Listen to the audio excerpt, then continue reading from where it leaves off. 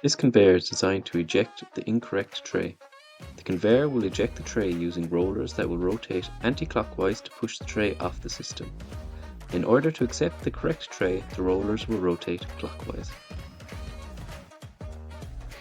So we'll take a look now at what will happen when the yellow tray is put onto the assembly.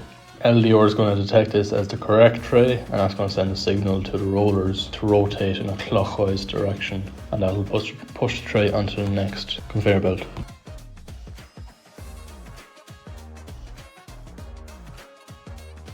Here is an example of the rejection system.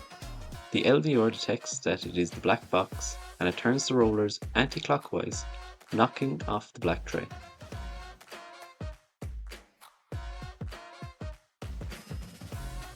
Right, so we'll take a look next at the mechanism that's actually driving these rollers. So we use the train sprocket mechanism. This allows the rollers to rotate at the same speed and in the same direction without the need for idler gears.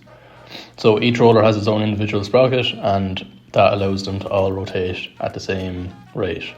There's only one sprocket that has a motor connected to it, so that one is the drum sprocket, and that's what rotates the chain then.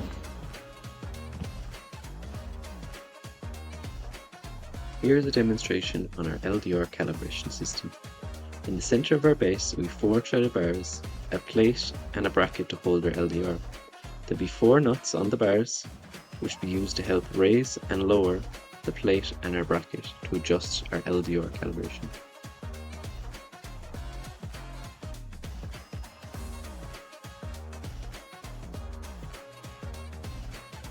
Right, so the loose roller, now this is a pretty important component. Now, sometimes what will happen is a tray will actually get stuck between the conveyor belt and the main assembly. So what this single roller here inside does is ensures that the tray sits on top of the LDR correctly.